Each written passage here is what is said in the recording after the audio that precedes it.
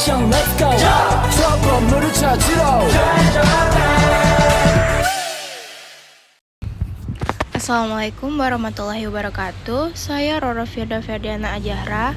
Di sini saya akan menjelaskan materi tentang distribusi binomial.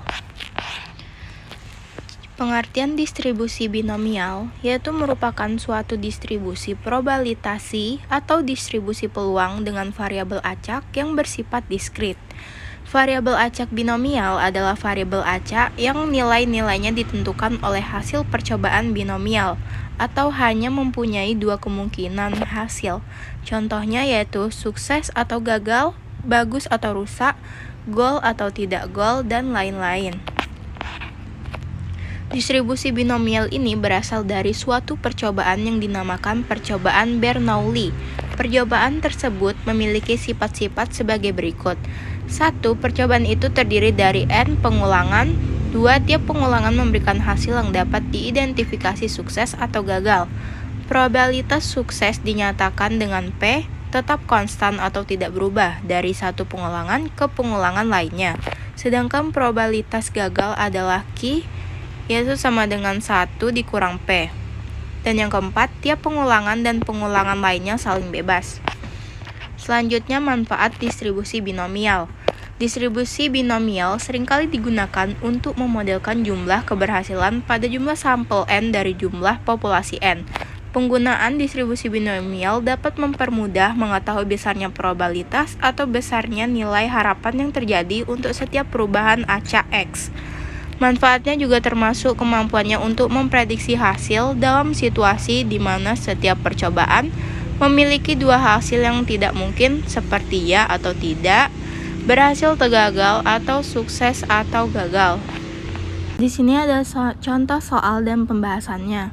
Di sebuah sekolah ada 5 siswa berpartisipasi dalam uji coba tes AKM, di mana tingkat kelulusannya sebesar 0,8.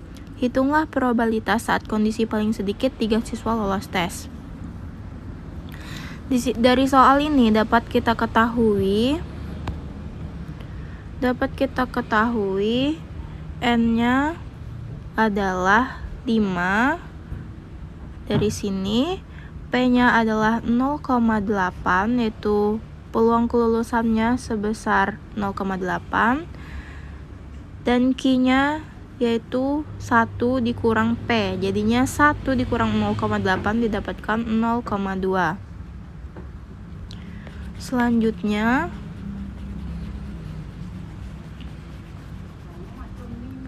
Selanjutnya untuk menghitung probabilitas ini kita akan menggunakan rumus distribusi binomial yang ini. Jadi karena di sini di soal yaitu kondisi paling sedikit ada 3 siswa yang lolos tes. Berarti tidak diperkenankan untuk P kurang dari sama dengan 3. Jadi harus P yaitu X lebih dari 3. Nah, karena di sini N-nya adalah 5, jadi N-nya yaitu sama dengan 5. Jadi di sini kita ambil 3 yaitu sampai 5. Px sama dengan 3. Px sama dengan 4 dan Px sama dengan 5. Jadi di sini kita jabarkan masing-masing peluangnya sesuai dengan rumus binomial yang tadi. Sesuai rumus binomial yang ini ya. Nah, jadi kita jabarkan setiap masing-masing peluangnya yaitu Px sama dengan 3, Px sama dengan 4, dan Px sama dengan 5. Maka di sini didapatkan hasilnya kita tambahkan yaitu 0,2048, 0,4096, dan 0,32768. Di sini kita tambahkan dan kita peroleh hasilnya adalah ini 0,94208. Jadi di sini kita dapatkan probabilitas saat kondisi paling sedikit 3 siswa yang lolos tes 0,94208. Sekian penjelasan dari saya, terima kasih. Assalamualaikum warahmatullahi wabarakatuh. Saya Zahra Ramadhani. Di sini saya akan menjelaskan tentang distribusi normal. Yang pertama yaitu pengertian. Distribusi normal atau distribusi Gauss yang bersifat kontinu merupakan distribusi probabilitas variabel acak normal bergantung pada dua parameter, yaitu rata mu dan simpangan baku tau. Distribusi normal adalah salah satu bentuk distribusi yang berarti penyebaran dan probabilitas yang berarti peluang. Jadi, penyebaran peluang yang menggunakan pendekatan kurva normal. Dalam kurva normal distribusi atau sebaran data dianggap merata jika rata-rata sama dengan nilai median sama dengan nilai modus, maka dianggap merata dan berdistribusi normal. Selanjutnya, sifat kurva normal. Yang pertama, kurva selalu berada di atas sumbu X. Yang kedua, bentuknya simetris, yaitu rata-rata sama dengan median sama dengan modus. Jadi, sama di bagian kanan dan kiri. Jika rata-rata lebih besar atau lebih kecil dari median dan modus, maka bentuk kurvanya akan lebih cekung ke kiri atau lebih cekung ke kanan. Yang ketiga, memiliki asimtot datar sumbu X. Jadi, nilai asimtot itu jika diperpanjang terus-menerus, dia tidak akan pernah menyentuh sumbu X. Begitu juga yang di sebelah kiri, jika diperpanjang terus-menerus, dia tidak akan menyentuh sumbu X, tetapi mendekati.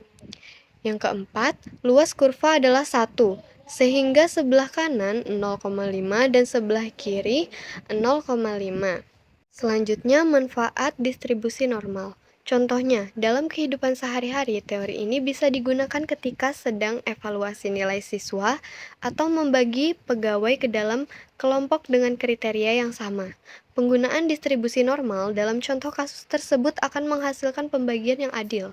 Manfaat yang lain adalah dapat membantu menentukan tingkat normalitas dan kecenderungan sentral. Artinya, pengukuran distribusi normal dapat digunakan untuk mengukur seberapa sering sesuatu terjadi dalam waktu tertentu, dan bisa juga mengukur berapa angka rata-rata yang dimiliki oleh sebagian besar populasi. Selanjutnya, bentuk umum fungsinya adalah fx sama dengan 1 per tau akar 2 pi Euler berpangkat min 1/2 dikali x dikurang mu per tau kuadrat, dengan keterangan pi sama dengan nilai konstanta atau ketetapan, Euler sama dengan bilangan Euler, mu sama dengan parameter untuk rata, tau sama dengan parameter untuk simpangan baku, x sama dengan variabel acak kontinu dengan batas negatif tak hingga kurang dari x kurang dari tak hingga. Karena variabel acaknya masih x, maka kita ubah distribusi normal umum yang memiliki rata-rata umum mu dan standar deviasi tau menjadi bentuk distribusi normal standar yang memiliki rata-rata mu sama dengan 0 dan standar deviasi tau sama dengan 1.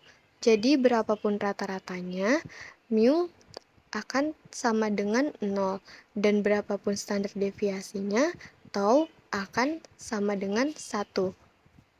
Caranya yaitu dengan mengubah variabel acak x menjadi z transformasi dengan rumus z score sama dengan x dikurang mu per tau dengan keterangan z sama dengan variabel normal standar, x sama dengan nilai variabel acak, mu sama dengan rata-rata variabel acak, tau sama dengan standar deviasi variabel acak. Nah, sekadar mengingatkan, jadi standar deviasi yang kita pelajari di semester 1 itu adalah angka yang digunakan untuk mengetahui bagaimana pengukuran untuk suatu kelompok tersebar dari nilai rata-ratanya. Jadi, kita melihat penyebaran data dari nilai rata-rata. Jika standar deviasinya lebih rendah, maka sebagian besar angkanya mendekati rata-rata. Jika standar deviasinya tinggi, maka datanya lebih tersebar. Selanjutnya, kita bahas contoh soal. Nah, di sini diketahui nilai ujian matematika peminatan siswa kelas 12 MIPA 4 diperoleh data bahwa nilai rata-ratanya 65 dengan standar deviasi nilainya 15. Jadi ini asumsi data berdistribusi normal.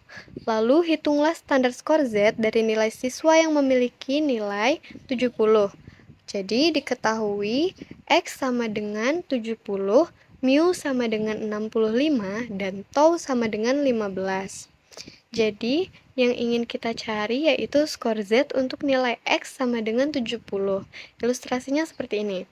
Kita ingin mentransformasi nilai X ke Z. Nilai rata-rata awalnya yaitu 65. Jika ditransformasikan ke Z, maka hasilnya sama dengan 0. Lalu, bagaimana jika Z untuk X sama dengan 70? Jadi, di sini kita menggunakan rumus distribusi normal standar, yaitu Z-score sama dengan X dikurang mu per tau. Lalu, kita substitusikan saja nilainya, yaitu X itu nilai variabel acaknya, yang sama dengan 70. Dan mu itu nilai rata-ratanya yang sama dengan 65. Dan tau itu standar deviasinya, yaitu 15. Jadi, 70 dikurang 65 per 15. Nah, 70 dikurang 65 itu sama dengan 5 per 15. Lalu, hasil ini diperkecil menjadi 1/3 dan bentuk desimalnya adalah 0,33. Jadi, hasil transformasinya adalah 0,33. Sekian dari saya, terima kasih. Materi ketiga adalah uji hipotesis. Pengertian, uji hipotesis, dugaan atau asumsi adalah suatu prosedur statistik yang digunakan untuk menguji kebenaran suatu pernyataan tentang parameter populasi berdasarkan data sampel. Ini melibatkan pembentukan hipotesis nol menyatakan tidak adanya efek atau perbedaan yang signifikan, serta hipotesis alternatif yang menyatakan adanya efek atau perbedaan yang signifikan. Kemudian, dengan mengumpulkan data sampel dan menghitung statistik uji yang sesuai, kita dapat menentukan apakah kita dapat menolak hipotesis nol dan menerima hipotesis alternatif atau sebaliknya. Manfaat uji hipotesis. 1. Memberikan jawaban kesimpulan berbasis bukti. 2. Mendukung pengambilan keputusan dan mengarahkan peneliti dalam mencari dan mengumpulkan data. 3. Menambah ketelitian dan validitas. 4. Berkontribusi pada kemajuan pengetahuan untuk memprediksi hal-hal yang mungkin terjadi. Soal dan pembahasan. Tuan Felix Tandoyo, seorang kontraktor, mengklaim bahwa kompleks perumahan di Turiri Fireside yang ia kerjakan sudah 70% menggunakan solar panel. Setelah diambil sampel 15 rumah, didapat hasil bahwa hanya 8 rumah yang memiliki alatnya.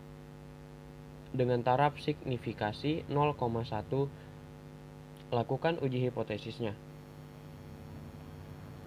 Penyelesaiannya, H0 sama dengan 0,7 dan H1 tidak sama dengan 0,7. A sama dengan 0,1. Uji hipotesisnya, dua arah dengan N kurang dari 30 sehingga memakai uji binomial, sedangkan daerah kritik dan di X lebih dari 14, X kurang dari 7. Untuk mendapat nilai ini, maka dilakukan perhitungan tabel distribusi binomial terlebih dahulu. Jika dihitung dengan rumus, maka akan didapat X hitung sama dengan 8, jadi H0 ditolak karena hasilnya tidak ada di wilayah kritik. Kesimpulannya, distribusi binomial berguna untuk menghitung probabilitas keberhasilan dalam uji coba diskrit. Distribusi normal berguna untuk menganalisis data kontinu yang memiliki distribusi simetris, dan uji hipotesis berguna untuk mengambil keputusan tentang klaim berdasarkan data sampel.